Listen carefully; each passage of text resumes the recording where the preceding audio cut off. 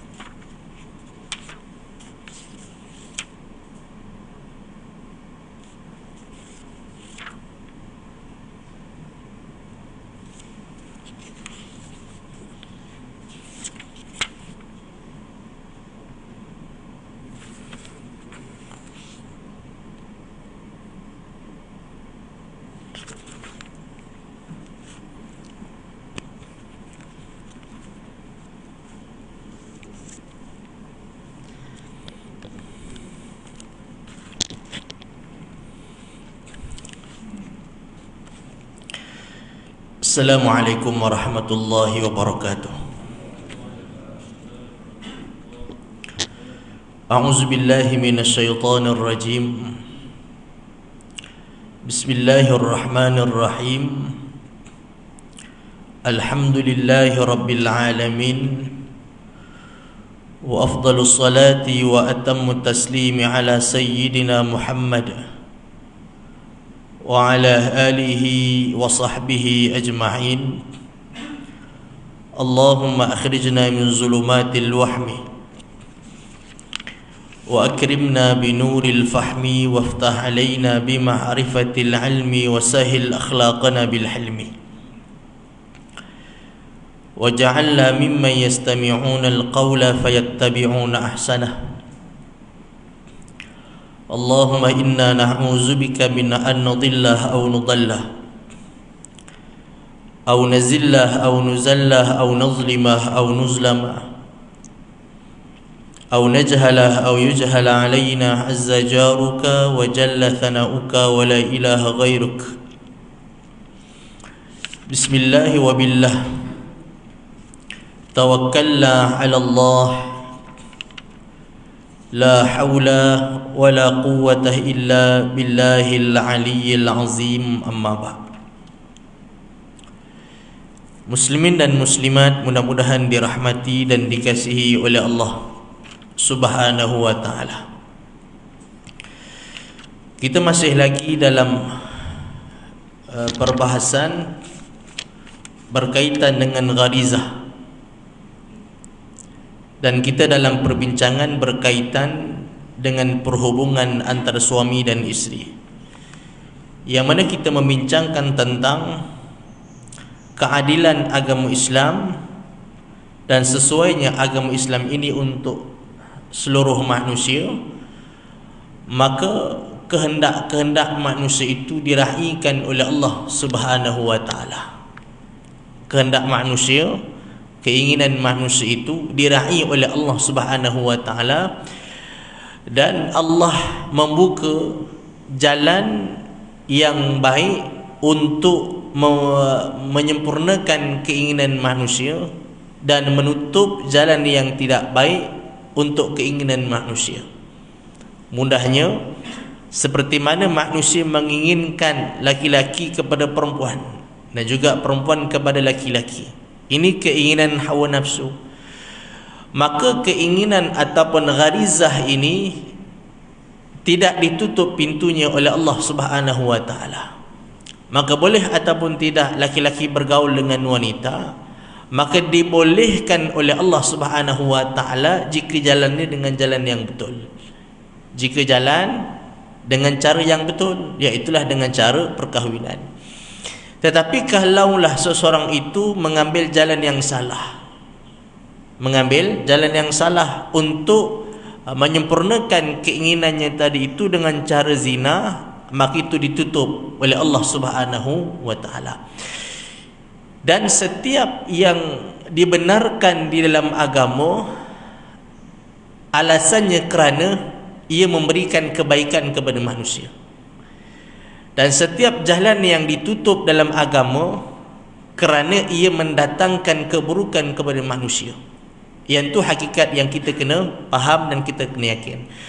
Setiap apa yang dilarang dalam Islam sesungguhnya ia ada keburukan untuk kita. Maka sebab itu Islam ataupun Allah Subhanahu wa taala larang seperti berjudi. Kenapa Allah haramkan judi? Kerana ia banyak rosaknya. Allah haramkan zina. Allah haramkan melihat yang haram. Allah haramkan minum arak. Allah haramkan berbunuh-bunuhan. Allah haramkan rasuah, walaupun suka sama suka. Kan rasuah itu kan suka sama suka. Satu orang mensyaratkan, katalah hamba Allah ni dia pinjam duit kepada satu orang namanya Ahmad. Jadi Ahmad kata boleh kau pinjam tapi nanti kau pulang bagi lebih sikit, ataupun syarat nanti kau pulang kau kena bagi sesuatu tambahan.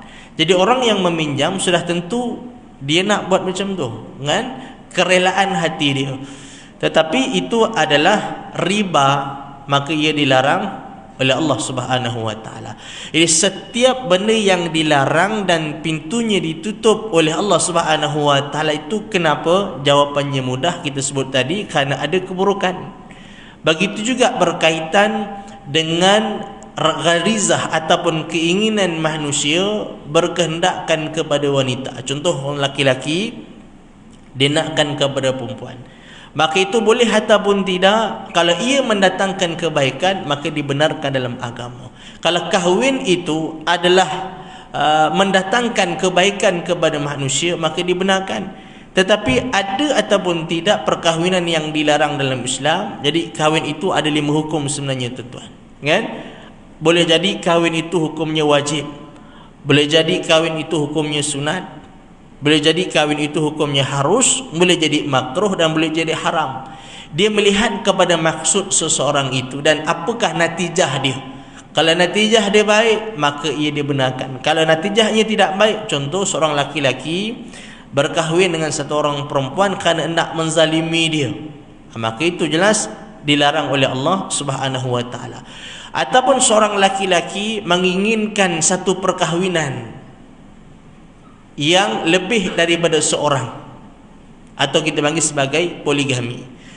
Maka apakah hukum poligami?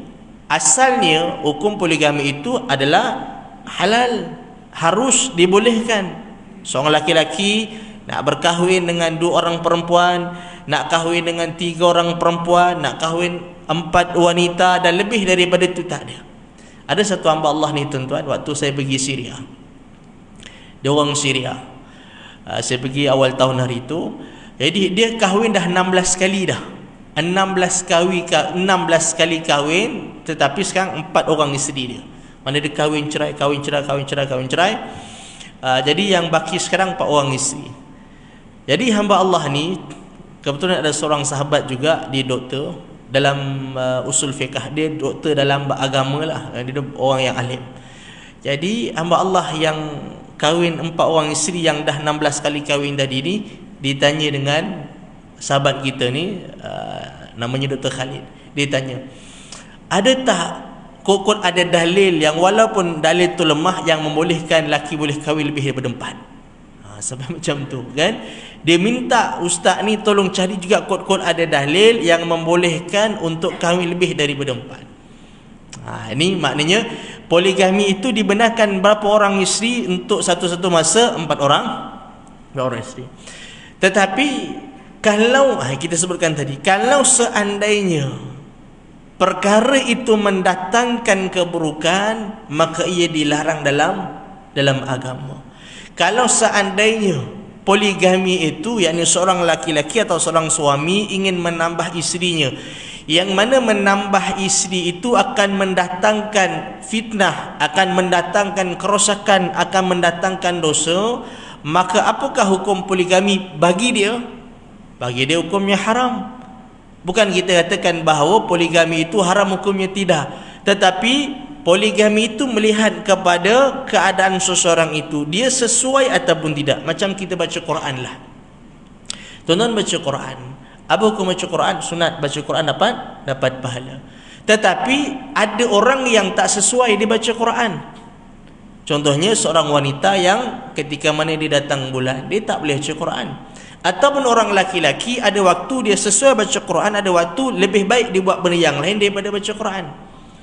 Allah Subhanahu wa taala punya adil dengan hamba dia. Setiap manusia dia ada posisi masing-masing, dan setiap posisi itu ada peranan masing-masing. Contoh, ada orang yang dia boleh zikir, boleh semayang sunat, boleh iktikaf daripada pagi sampai malam. Banyak tak pahala dia? Banyak. Quran sepanjang dia iktikaf berapa banyak dia baca. Sembahyang sepanjang dia iktikaf dalam masjid berapa banyak rakaat yang dia dah buat. Zikir berapa banyak dia zikir dalam sepanjang sehari dia iktikaf. Ada orang yang tak boleh buat macam tu. Ada orang yang dia tak boleh buat macam tu. Sebab apa? Sebab posisi dia bukan orang macam tu, bahkan tak sesuai pun dia buat macam tu. Kenapa? Kerana dia seorang yang bekerjaya. Contoh, satu orang dia bekerja, kan? Dia perlu pergi masuk pejabat pukul 8, keluar pukul 4 contoh. Jadi kalau dia meninggalkan kerja dia duduk dalam masjid seminggu, duduk 24 jam iktikaf, baca Quran, zikir, dia telah meninggalkan kerja dia, yang mana pekerjaannya itu adalah pekerjaan yang wajib bagi dia kerana dia ada anak dan isteri yang perlu diberi nafkah. Maka contohnya satu orang, katalah hari ini malam ni ada orang berniaga, apa isyak nanti kita keluar, kita pergi pasar malam. Ada orang berniaga di pasar malam, ada orang jual sayur, ada orang jual buah, ada orang jual makanan, ada orang macam-macam orang jual. Jadi apakah kita boleh pandang rendah orang yang berniaga di pasar malam? Sebab kita kata dia tak mengaji pun antara maghrib dan isyak, dia tak banyak sembahyang sunat macam kita, dia tak zikir banyak macam kita, dia tak iktikaf banyak waktu macam kita. Maka apakah dengan sebab ibadah yang kita buat dia tak mampu buat, maka Allah meletakkan dia di tempat yang rendah? Jawapannya tak. Pasal Allah yang mendudukkan dia di tempat tu, Allah yang takdirkan dia berniaga di pasar malam, maka tidak bermakna orang itu tak ada cara untuk dia cari pahala. Yang kita bekerja pagi, kita habis petang, kita boleh mengaji, kita boleh belajar, kita boleh duduk sembahyang berjemaah, kita boleh mengaji dan segala macam, tapi dia tak boleh macam tu. Jadi apakah Allah layan kita, Allah bagi pahala kepada kita, dan dia Allah tak bagi pahala? Apakah dia tak ada cara macam mana cara dia nak dapatkan pahala? Allah Maha Adil kepada setiap manusia. Maka orang yang seperti itu, walaupun dia tak banyak iktikaf macam kita, walaupun dia tak banyak baca Quran macam kita, walaupun dia tak zikir banyak macam kita, tapi kata Nabi SAW, seorang peniaga yang jujur dan amanah besok akan ditempatkan bersama dengan para Nabi, akan ditempatkan bersama dengan para siddiqin, dan juga akan ditempatkan bersama-sama dengan para syuhada. Maknanya dia yang niaga di pasar malam, jujur dan amanah, tak buat benda yang haram. Cuma beza dengan kita ni, dia tak lama-lama dalam masjid, dia tak banyak zikir macam kita, baca Quran kita lebih hebat daripada dia. Bezanya yang itu. Tapi dia jujur dan amanah dalam perniagaan dia. Tinggi tak tempat dia dalam syurga Allah Subhanahu wa taala? Dalam hadis yang lain kata Nabi SAW, man talabat dunya halalan, barang siapa yang mencari rezeki yang halal. Apa tujuannya? Kita cari rezeki yang halal. Orang yang berniaga di pasar malam pun cari rezeki yang halal. Orang yang berniaga nasi lemak di tepi jalan, jual kuih muih di tepi jalan pun cari rezeki yang halal. Apa tujuan dia cari rezeki yang halal tu? Isti'fafan anil masalah, nak mengelakkan daripada meminta-minta. Yang keduanya, wasa'yan ala ahli, dia ada keluarganya, ada isterinya, ada anak-anak yang kena bagi makan, kena bagi pakai. Wa ta'attufan ala jarih, dia ada jiran yang dia nak bantu. Orang yang macam ni, walaupun dia tak banyak zikir macam kita, walaupun baca Quran kita dengan dia lebih banyak kita daripada dia, Apa kata Nabi SAW? Jaa yaumal qiyamah, dia akan datang pada hari kiamat. Wa wajhuhu kal qamari lailatal badri. Kata Nabi SAW, pada hari kiamat dia akan datang, wajahnya akan berseri-seri, akan bercahaya seperti bulan purnama di waktu malam. Maknanya orang yang macam ni apakah tidak dipandang oleh Allah? Allah pandang. Apa yang saya nak bagi tahu, Allah Subhanahu wa taala layan manusia itu mengikut peranan dan posisi masing-masing. Begitu juga berkaitan dengan perkahwinan. Ada orang yang dibolehkan kahwin lebih daripada seorang, ada orang yang ditutup jalannya, tak boleh kahwin lebih daripada seorang isteri. Bukan kita mengharamkan poligami, tidak, tetapi kita menghalang hamba Allah ni daripada poligami. Sebab apa? Sebab kalaulah dia berkahwin lebih daripada seorang, maka akan banyak fitnah yang berlaku, akan banyak dosa, akan banyak kezaliman-kezaliman yang berlaku. Contoh, bila mana seorang isteri larang suami daripada kahwin dengan seorang, kan? Katalah laki-laki ni atau suami ni minta bagi tahu ke isteri dia yang, hai, berhasrat nak tambah seorang lagi isteri. Jadi isteri dia marah. Dia kata tak boleh. No way man, kata dia. Tak ada jalan, tak boleh. Tak boleh kahwin lebih daripada seorang. Cukup seorang, abang tak boleh nikah lebih seorang. Maka tiba-tiba dia pun baca ayat Quran. Dia kata Allah Subhanahu wa taala membenarkan, fankihu ma tabalakum minan nisa mathna wa thulatha wa ruba. Allah benarkan kahwin 2, 3 dan 4. Kemudian ditambah pula, Allah tak sebut pun 1. Allah mula dengan 2, kata dia.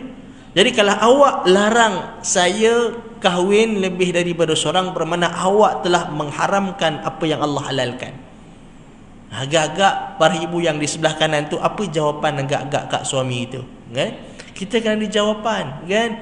Bila suami bagi ayat macam tu, kita kena faham bahawa kita ataupun isteri yang melarang suaminya berkahwin lebih daripada seorang bukan kerana dia mengharamkan apa yang Allah halalkan. Poligami tetap boleh, cuma dia, keadaan dia tidak mengizinkan. Orang lain pasal dia mampu ataupun dia memang duduk di posisi yang dia dibenarkan. Tetapi mungkin ada sang suami yang dia tak boleh kahwin lebih daripada seorang. Sebab apa? Sebab kalau dia tambah lagi isteri dia, lagi banyak dosa yang dia akan buat. Contoh, seorang isteri kerja, seorang suami yang bekerja tidak ataupun ada kerja, tetapi nafkah yang tidak cukup kepada isteri dan anak-anak, kan? Nafkah dengan isteri anak-anak tak cukup. Saya kenal satu hamba Allah ni, tuan-tuan. Dia sewa di sebuah rumah. Dia punya, saya tak sebutlah kat mana, tapi saya kenal hamba Allah, saya pernah berhubung dengan dia, saya pernah tanya dia, saya pernah sikit bagi nasihat lah kepada dia. Jadi dia berkahwin dengan 2 orang isteri, kan? Dan dia menyewa rumah. Rumahnya itu Baitul Mal yang bayar. Ni di KL lah, tersebut dia Baitul Mal tu, tuan-tuan tahu lah, itu di KL lah, di Kuala Lumpur. Dan dia punya bil elektrik tu tertunggak sampai 7,000 ke 8,000. Saya tak tahu macam mana, mungkin dia TNB benarkan dia sampai hutang. Walhal dia punya api dia sekitar 100-150 sebulan. Kalau sampai 7,000 saya ingat bertahun. Tetapi saya tak tahu kenapa dia tak potong. Tapi saya tengok bil tu, ya, saya tengok bil tu. Jadi apa yang saya cerita bahawa kalau keadaan seseorang, bukan dia, keadaan seseorang yang macam tu keadaan dia, kan?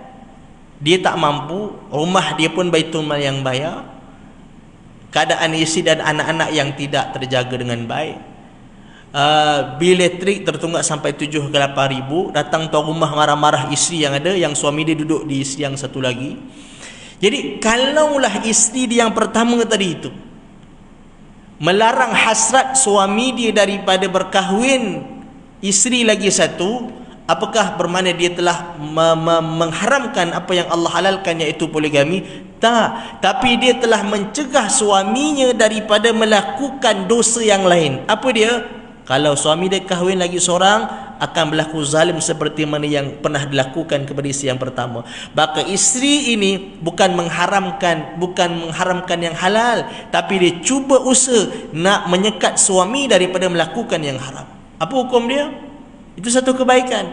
Mana kita melarang seseorang daripada berzina, kita melarang seseorang daripada berjudi, kita melarang seseorang daripada buat zalim, kita melarang seseorang daripada minum arak. Jadi takkan kita salah? Kita tak salah. Begitu juga dengan isteri tadi itu. Larang suami bukan kerana larang suami itu daripada poligami, tapi dia tahu suami dia tak mampu.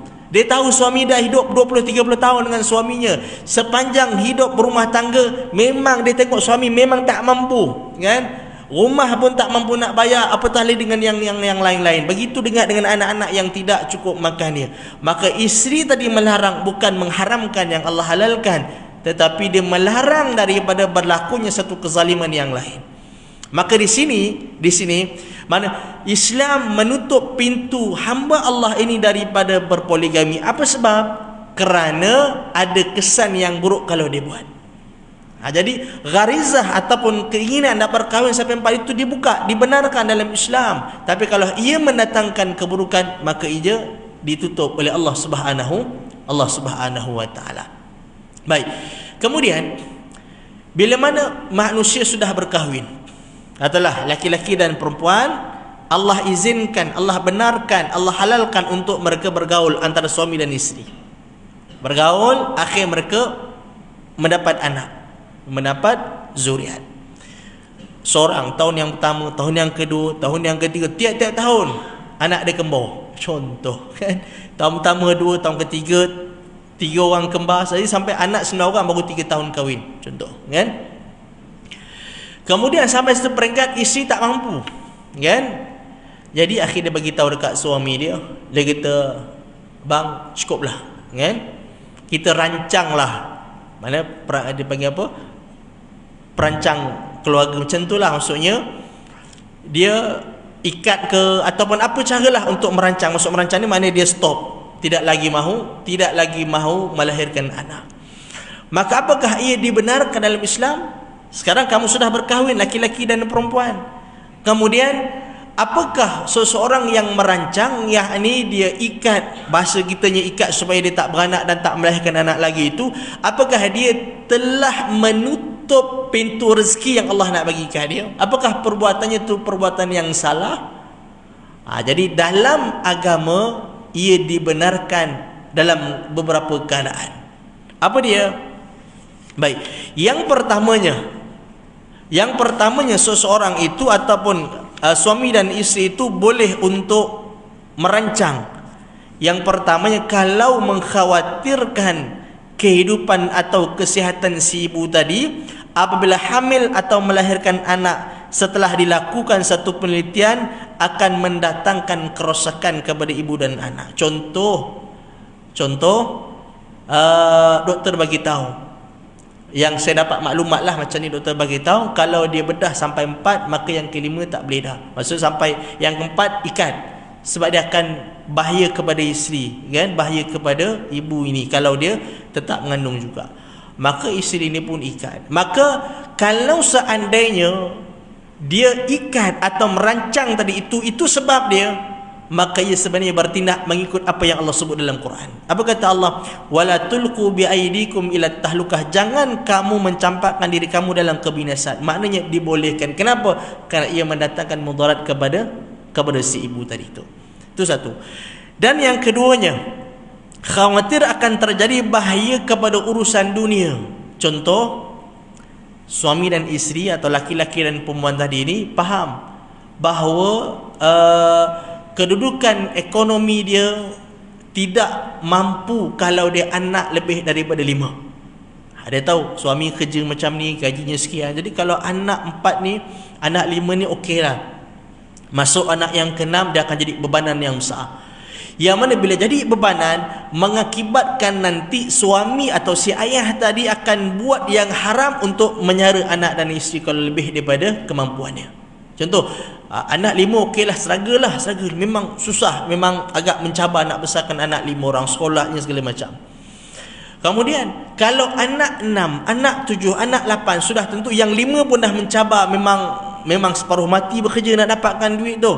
Anak 6 orang, masuk 7 orang, masuk 8 orang. Jadi apa yang akan dilakukan oleh si ayah tadi itu, maka dia tak ada jalan melainkan dia akan buat benda yang haram untuk dapat duit lebih. Dia nak sara anak-anak. Maka sebab itu tuan-tuan, tidak mustahil kita dengar banyak cerita seorang ibu sanggup jual dirinya semata-mata nak besarkan anak. Sebab apa macam tu berlaku? Kerana dia tahu anak dia perlu hidup, kan?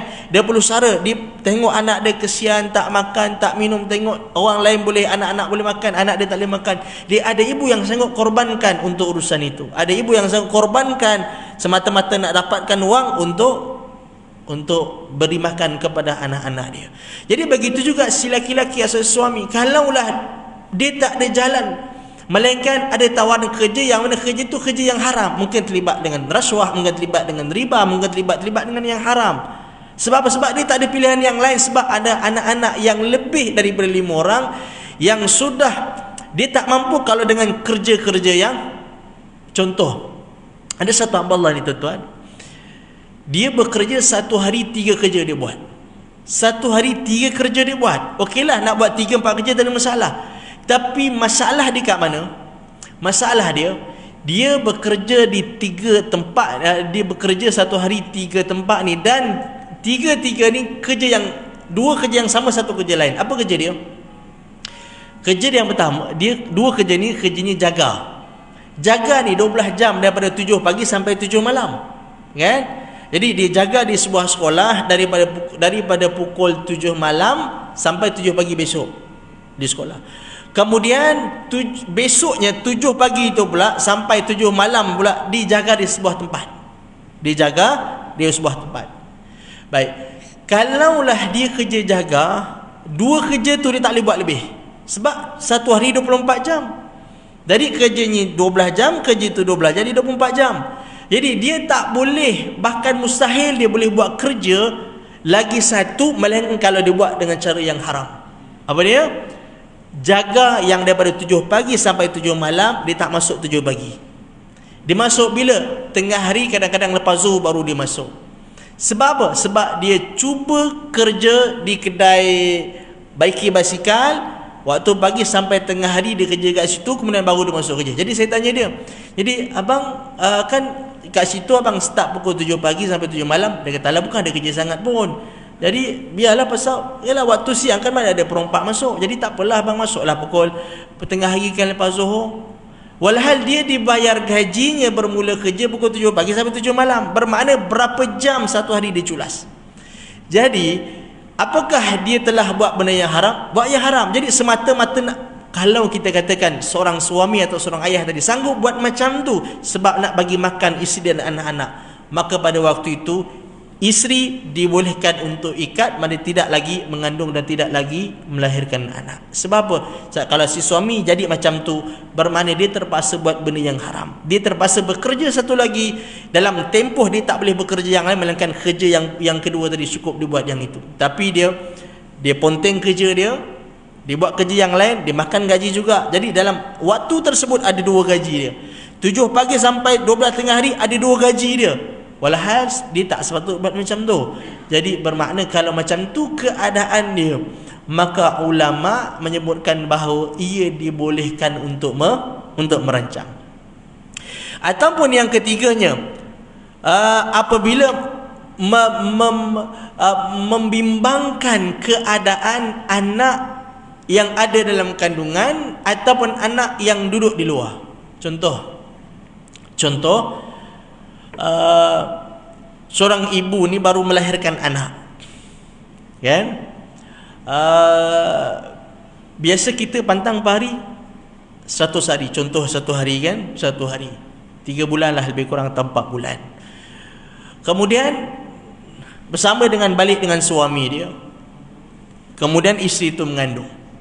Maknanya anak yang dah ada baby ni umur baru 3 bulan, isteri mengandung. Jadi haram tak? Tak haram. Okeylah, pasal ialah isteri pun dah boleh bersama dengan suami dia.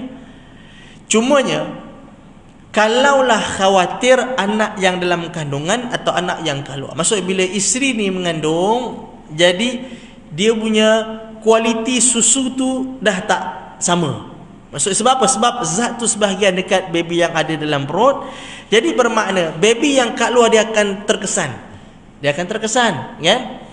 Ataupun Bila mana susu ni keluar, baby yang kat luar ni minum, jadi zat tak cukup untuk baby yang di dalam. Ini maksud dia membimbangkan baby yang ada dalam dan baby yang kat luar. Maka dalam keadaan seperti ini, maka ulama membolehkan juga untuk merancang. Maksudnya, kalau berlaku perbincangan antara suami dan isteri, kan, isteri kata, bang cukuplah bang, kita anak macam ni. Jadi kita tak boleh cepat menyalahkan isteri, kerana ada sebab-sebab yang dibolehkan dalam agama.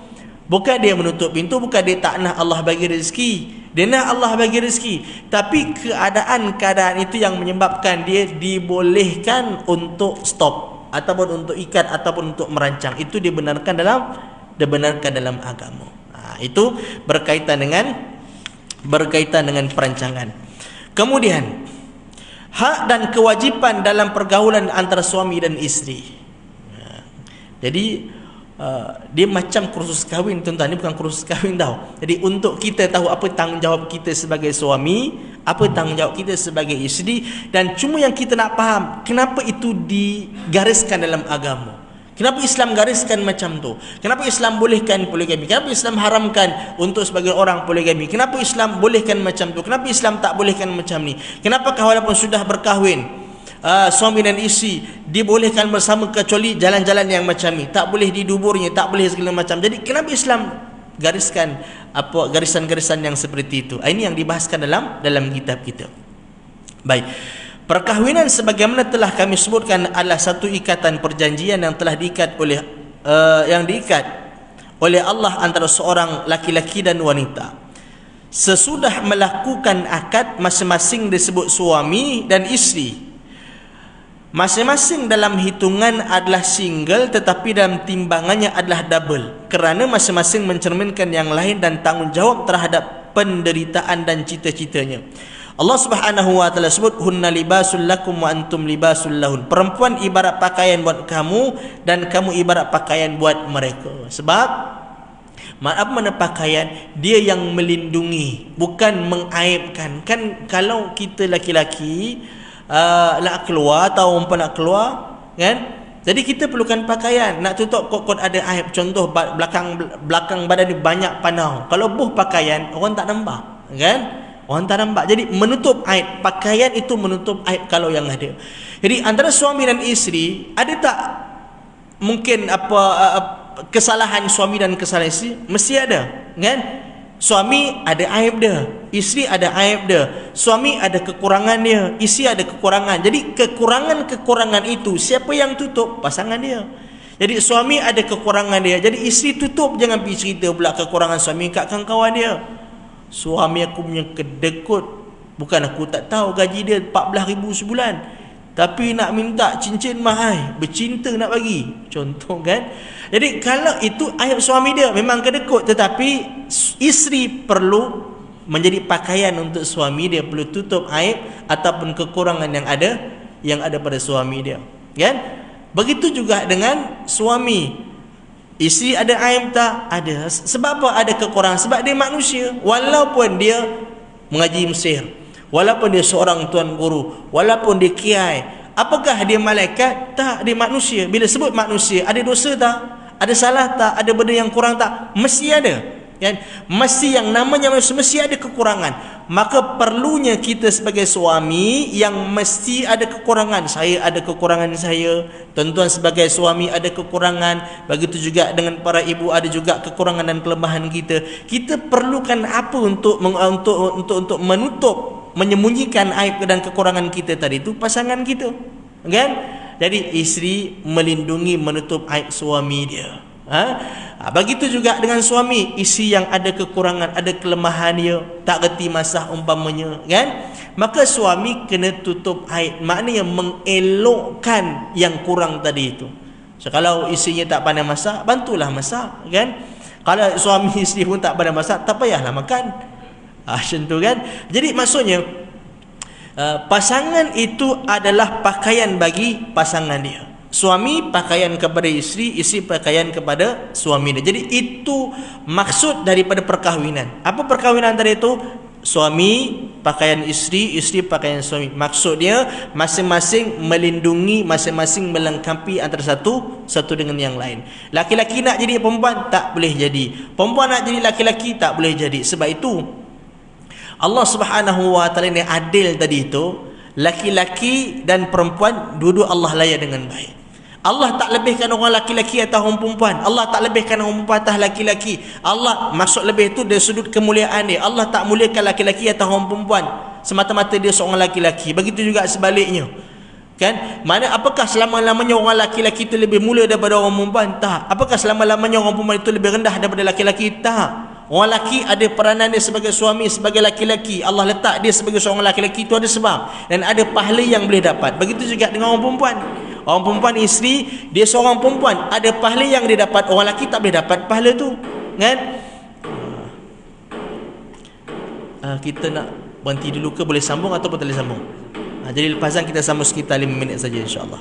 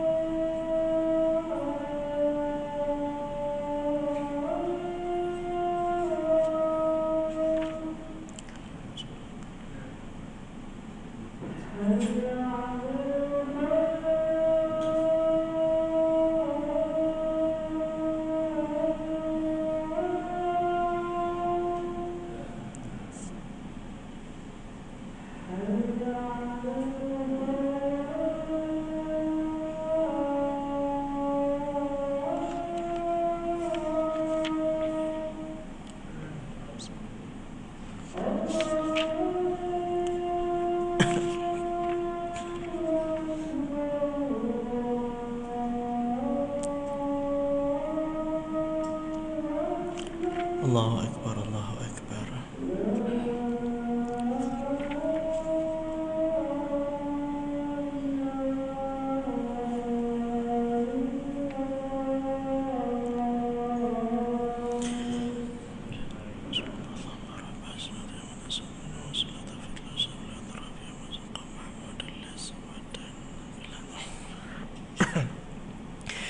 Baik, kita sambung sekali lagi insyaAllah. Walahunna mithlu alladhi alaihinna bil ma'rufi walirrijali alaihinna darajah. Perempuan mempunyai hak sebanding dengan kewajipannya dengan baik, dan laki-laki mempunyai kelebihan terhadap wanita. Yang maksud dengan kelebihan di sini adalah kelebihan dari sudut tanggungjawab laki-laki ke atas wanita pun ke atas isteri dia. Oleh kerana itu, masing-masing suami dan isteri mempunyai hak dan kewajipan yang harus dijaga dengan baik. Jadi maksudnya laki-laki atau suami ada hak yang perlu dijaga oleh isteri dia. Begitu juga sebaliknya, isteri ada hak yang wajib dijaga oleh suami dia. Apa yang wajib? Kena buat. Kalau buat dapat pahala, tinggal dosa. Katalah seorang perempuan, seorang ibu, dia ada anak-anak di rumah, dia ada suaminya di rumah. Dia menunaikan tanggungjawab dia sebagai seorang ibu dan isteri kepada suami dia, ibu kepada anak-anak dia. Jadi dia layan suami dia, dia layan anak-anak dia, dia masak untuk suami, tambah pula jenis suami makan banyak pula, kejap-kejap nak makan, kejap-kejap nak makan, dia sibuk masak untuk suami dia.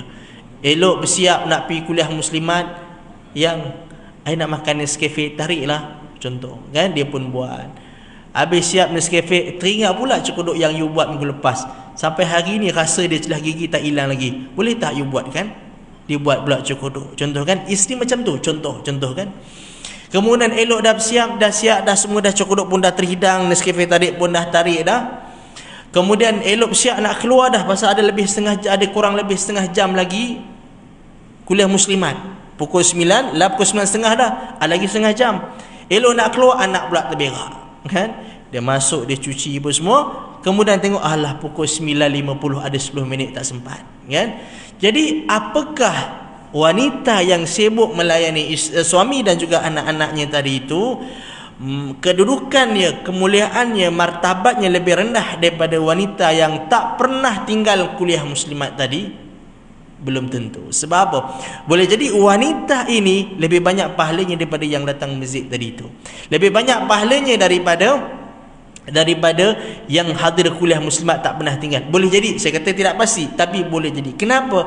Kerana dia telah melakukan tanggungjawab dia, sebab posisi dia seorang isteri yang ada suami yang macam ni, yang ada anak-anak ramai, dia sibuk menguruskan kewajipan dia sampai dia tak sempat nak buat ibadah cara orang lain. Dia tak sempat nak hadir tadarus Quran pada bulan Ramadan. Sebab apa? Sebab suami dia ada kaumah, ada anak-anak dia kaumah. Jadi dia sibuk menguruskan rumah tangga dia, hal-hal dalam rumah itu, sampai dia tak sempat nak hadir kuliah muslimat, dia tak sempat nak hadir, ada berzanjilah apa semua, dia tak sempat yang itu. Apakah Allah pandang dia dengan pandangan yang rendah? Tak, kedudukannya tinggi. Kata Nabi SAW, perempuan yang seperti ini, yang menggembirakan suaminya, yang dengar perintah suami, yang perintah yang elok, dan menjaga maruahnya ketika suami tidak ada di rumah, maka apa yang Allah berikan kepadanya, kata Nabi SAW, dia boleh masuk syurga pintu mana yang dia nak masuk.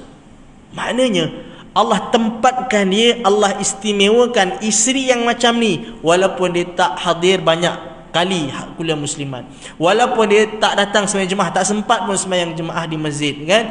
Tapi Allah istimewakan dia. Sebab apa? Tanggungjawab dia yang telah dilakukan terhadap suami dan juga anak-anaknya itu diberikan pahala yang besar oleh Allah Subhanahu wa ta'ala. Jadi ini tanggungjawab. Jadi maknanya manusia ada posisi masing-masing, dan setiap orang itu ada peranan masing-masing dia. Orang yang ada suami, orang yang ada anak ramai, dia tak sama dengan orang yang ibu tunggal. Dia tak sama dengan isteri yang ada anak seorang. Dia tak sama. Jadi cara ibadah, cara nak mendekatkan diri kepada Allah tu cara yang berbeza. Ni anak 12 orang, memang dia tak sempat lah kuliah muslimat, nak datang setiap waktu. Jadi boleh tak kita kata dia tu datanglah, anak tu tak apa tinggal lah, jadi datanglah kuliah muslimat? Kita tak boleh kata macam tu. Sebab apa? Sebab itu kewajipan dia. Dia ada anak-anak di rumah, dia ada suami, jadi ibadah dia kena buat macam tu. Tak sesuai dia datang tinggalkan suami dia dalam keadaan lapar, tinggalkan anak-anak dalam keadaan begitu. Tak sesuai pun kalau dia buat begitu semata-mata nak datang ke masjid. Jadi kewajipan inilah yang Allah Subhanahu wa ta'ala perintah kita dahulukan. Apa kewajipan suami ke atas isteri? Perlu didahulukan. Apa kewajipan isteri terhadap suami? Perlu didahulukan. Tapi kalau kewajipan isteri belum sempurna, tiba-tiba nak tambah isteri yang lain, confirm tak sempurna, kan? Maka sebab itu Islam larang atau haramkan bagi hamba Allah ini. Kenapa? Kerana kewajipan dia itu belum selesai. Untuk dia menikah lain, yang pertama pun kau tak selesaikan tanggungjawab. Kan tanggungjawab itu kewajipan ke atas kamu. Nafkah isi anak-anak kamu tak buat, kamu abaikan, tiba-tiba kamu nak menikah lain. rumah pun Baitul Mal yang bayar, you bila trade sampai 7-8 ribu yang tertunggak, kemudian nak nikah lain, maka itu dilarang oleh Allah Subhanahu wa taala, bukan kerana mengharamkan yang Allah halalkan, tapi kerana posisi dia, keadaan dia itu tak sesuai untuk melakukan apa yang telah kita sebutkan tadi, sebab tanggungjawab yang belum diselesaikan. Jadi laki-laki dan perempuan atau suami dan juga isteri masing-masing ada tanggungjawab yang wajib ditunaikan terlebih dahulu. Jadi itulah yang dapat kita kongsikan pada malam ni. Mudah-mudahan ada manfaat dan faedah untuk kita bersama, insya-Allah. Orang lelaki setuju ke? Dia tiba ustaz larang poligami pula, pahal ustaz ni pula kan. Ini geng orang perempuan pula malam ni, kan? Jadi diketuk 2 kali tu, so berhentilah tu. Jadi cukuplah takat tu. Mudah-mudahan ada manfaat dan ada faedah untuk kita bersama, insya-Allah. Qul qawli hadza wa astaghfirullahal azim li wa lakum. Wassalamualaikum warahmatullahi taala wabarakatuh.